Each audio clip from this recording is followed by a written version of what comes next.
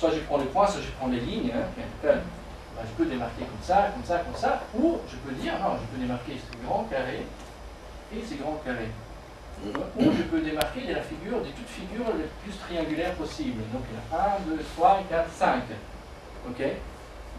Ça veut dire quoi? Que selon la façon dont je segmente, la figure change d'interprétation. C'est ça qui est important. Donc, mon figure est tout ce qu'on peut segmenter facilement, et selon le critère que j'ai choisi, bah, elle change d'interprétation.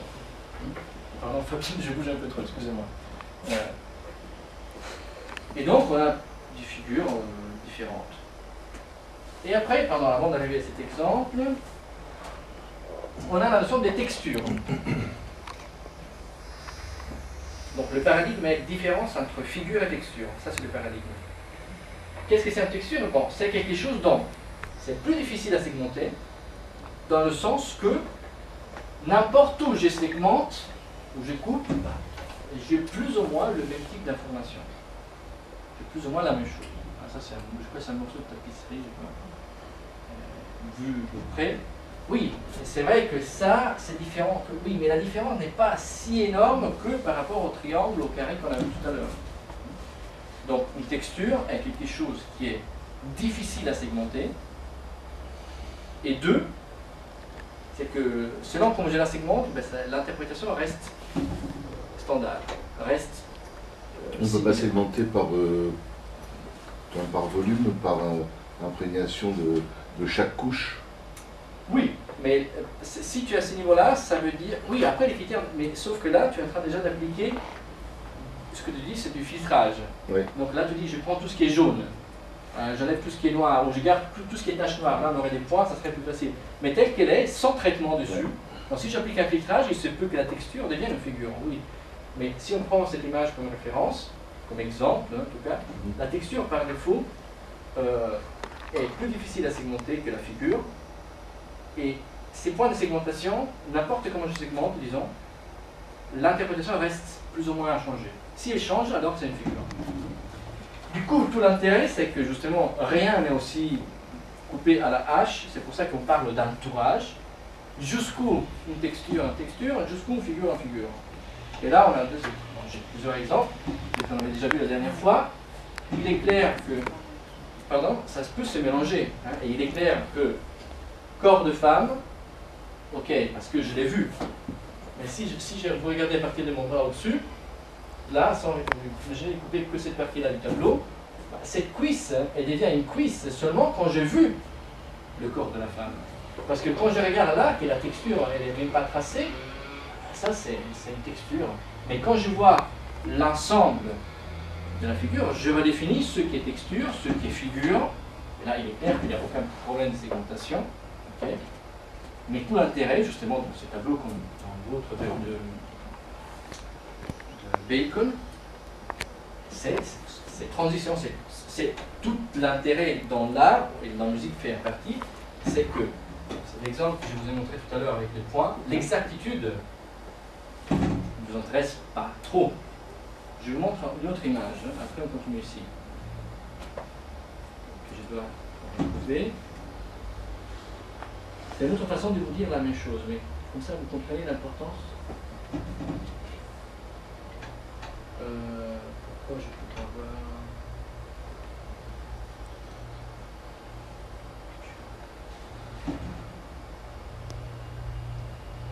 C'est sous forme de photo, mais là j'arrive pas à le voir. Précision, voilà. Voilà, c'est ça. Ça c'est Jean Petitot. Ça c'est un des grands morphologues français qui s'appelle Jean Petitot-Cocorda. C'est un exemple tellement banal, mais je suis trop mauvais à dessiner, donc je le prends... Et lui, il dit que c'est la même, mais pour vous comprendre, c'est-à-dire que la notion d'exactitude, c'est un cas particulier. Dans la photo que vous allez voir à Tel Aviv, hein, voilà, tout ça pour ça. Ça, c'est le même cube vu d'un angle différent. Or, pour obtenir cette position du cube, il y en a une seule dans laquelle les deux angles opposés coïncident, mais automatiquement, le cube peut être c'est plus vu comme un hexagone. Hein? Tandis que toutes les autres positions du cube, il laisse la nature du cube telle qu'elle est. C'est ça que j'ai voulu dire. C'est-à-dire qu'en art, l'exactitude n'a pas de sens. Hein. Et j'ai réécouté, à cause du diplôme du prix que mon étudiant a passé, les 3 interviews que j'avais fait à 3 grands maîtres, donc j'ai voulu transmettre parce que ça mérite de savoir qu'il y a des gens très cultivés et très profondes, un français, un italien, un allemand, c'est pas la blague. Hein, donc il y a le français qui est Pierre Boulez, qui lui dit que pour lui l'exactitude est, du moment qu'il y a un ensemble des règles établies dans un système, c'est le respect de ces règles, de ces systèmes. Ça veut dire que combien de solutions exactes il y a? Énormément, parce que du moment que l'ensemble des règles est respecté, il y en a beaucoup. Ça veut dire qu'il n'y a pas l'exactitude mathématique, ça veut dire qu'il y a un paquet de possibilités. Stockhausen, il dit, ben, quand je compose des modèles, Stockhausen allemand, mais même une génération de Pierre Boulez, il dit que quand je compose de la musique, et quand j'ai un modèle de référence, et le modèle et l'application se ressemblent beaucoup à tel point qu'il n'y a aucune distance, alors là c'est exact. Et Berio, italien qui est décédé, même génération, il dit quand la partie plus petite de la pièce est habitée par toute la pièce, et quand toute la pièce est habitée par les parties plus petites, alors là on peut parler d'exactitude. Toutes ces 3 approches sont 3 approches morphologiques, hein, dans lesquelles il n'y en a aucun qui dit l'exactitude c'est ça. Ils disent il y a une rose de possibilités dans un système donné. Du coup, pour revenir à notre texture à figure, je dois aller rechercher.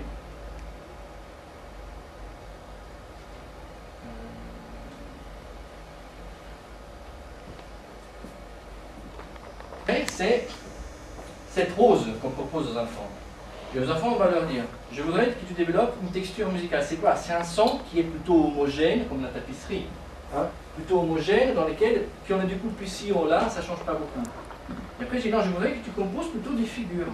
Donc des sons qui sont plutôt avec des sections distantes, différentes, avec des proportions données, et qui font la différence.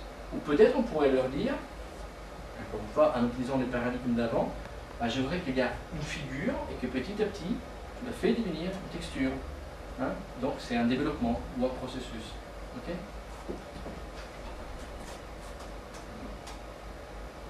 Voilà, je vois qu'on était arrivé par là. Tout ça on l'avait vu, hein. Je vais aller un peu plus vite. Complexité. Une façon importante de parler aux enfants, je vous avais donné l'exemple du circuit des trains ou du circuit à billes avec les enfants. Un bon papa fait un super circuit à billes parce qu'il est très complexe. L'enfant, il a les mots compliqués dans la tête, pas complexe. Hein. Et en fait, une façon de pouvoir parler de quelque chose qui est dans l'entourage qu'on souhaite ou qui n'est pas, c'est le nombre de traitements qu'on a opérés. Par traitement, ça veut dire le nombre d'opérations qu'on a apportées sur un son d'origine ou sur un élément d'origine. Donc la complexité, il faut l'entendre comme la distance en termes de nombre de traitements qu'on fait sur un son A pour obtenir un son B qui soit issu d'un processus, d'un développement, de ce qu'on veut, hein, on s'en fout. L'important pour nous, si il a un enfant, il obtient un son avec 2 étapes, on peut lui dire que ce n'est pas assez complexe à cause du nombre de traitements qu'il a fait. Si pour nous, la complexité est calculée dans ces cas-là, un nombre de traitements. Mais on peut parler aussi à un enfant, ça, imaginons que ce soit le traitement fait avec le même outil, donc je prends un son, je le traite avec un outil, je prends le résultat que je réinjecte dans le même outil, je prends le même résultat que je réinjecte dans le même outil, plus ou moins on est linéaire. Soit je décide de passer d'un outil à l'autre, donc dans un traitement typiquement non linéaire. Mais le problème quand on travaille dans le non linéaire, c'est que très vite on tombe ici. C'est-à-dire qu'à la fois le maître ou l'étudiant, l'élève, on ne sait plus où on est. Il se peut que A et B soient... On ne sait plus où on est. Hein. Du coup, la chose qu'il faut obtenir avec les enfants est plutôt la suivante. Il faut partir de A pour arriver à B. Il faut que nous, en tant que maître, on puisse reconnaître les traitements qu'il a opérés. Okay, et qu'on puisse éventuellement, sinon pas les compter. Parce que peut-être un enfant a beaucoup de chance ou particulièrement doué et qu'il y a 3 étapes pour obtenir quelque chose de particulièrement réussi. Mais en tout cas, pour nous, c'est une méthode pédagogique intéressante de voir si on demande à l'enfant qu'il a devant lui 3 ou 4 outils différents qu'il a appris pendant une année, combien il utilise ces outils. Est-ce que ces outils, il les utilise ici, après il fait autre chose, il l'utilise une autre fois, il fait autre chose, il l'utilise une autre fois. Donc ici, il maîtrise les outils et on peut évaluer avec lui la complexité du son obtenu par le nombre de traitements appliqués. Le linéaire, ça, on l'avait vu ou pas? Oui. Donc je vais vite sur les... Et on était arrivé ici. Ça vous souvenez? Un autre concept fondamental, c'est la notion des distances morphologiques. D'abord, c'est la notion d'identité. On peut l'appeler comme là, c'est un paradigme. Là, il n'y a vraiment aucune unanimité dans le langage. Il y a certains qui l'appellent empreinte, d'autres qui l'appellent distance, d'autres qui l'appellent identité. Moi, je préfère l'appeler distance morphologique parce que l'identité, pour moi, c'est que là, on voit qu'il y a l'identité d'un être humain, l'identité d'un chien. Okay, mais qu'il y a des choses corrélables. Okay, et dans cette corrélation, on peut trouver, ça c'est vraiment fait, je ne sais pas qui s'est amusé à faire ça sur Internet, mais il l'a fait, on peut trouver plein de corrélations possibles tout en gardant des identités, au pluriel, différentes. Donc pour nous, un autre paradigme fondamental est la notion de distance, de distance entre deux sources peut-être différentes. Je prends, j'ai pas beaucoup de fantaisie aujourd'hui, excusez-moi. Je prends le feu qui crépite dans la cheminée, merci, et les bruits de l'eau qui tombe, les gouttes d'eau, et éventuellement les applaudissements des gens dans un stade. Bah, 3 sources complètement différentes. On reconnaît les applaudissements comme tels, hein, dans une salle de concert. On reconnaît le crépitement du feu, on reconnaît la pluie, donc on reconnaît le chien, la fille, le monsieur, et pourtant, on peut parler de similarité. On peut parler d'une distance qui parfois est très importante entre cette fille et ces chiens. Il y a une distance toute petite, une certaine distance très différente qu'il y ait entre celle de cette fille et cette autre fille. Et pourtant, c'est bien 2 filles. Vous comprenez ce que je veux dire? Donc, la notion d'identité, on ne va pas sonder de tout, parce que ça sort, on va voir ici, elle est pour nous non fertile dans notre travail avec les enfants. Savoir que les bruits de l'eau et les bruits de l'eau, dans le travail qu'on fait avec eux, c'est pas fertile. Pouvoir comparer les bruits de l'eau, un crépitement du feu, un applaudissement dans le salle de concert, à des bruits de bouche, à des frottements avec du papier, etc., ça sont des paradigmes qui peuvent dégager de la forme. Et à un moment donné, on s'en fout qui a pris les crépitements du feu, et si c'était du crépitement du feu. Ok? Voilà. Après, on n'a pas vu ça. Ça, il y en a plusieurs qu'il ne faut pas.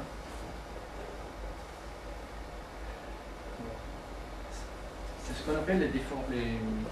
En fait, le terme exact, c'est les transformations topologiques. Mais je ne veux pas utiliser ce mot transformation parce qu'on a déjà vu le mot transformation. Hein? Le terme exact de ça, oubliez. On va appeler plutôt ça des perturbations morphologiques. Okay? Qui nous enlèvent du paradigme transformation-transfiguration. Donc, si je dis la transformation, ça ne va pas.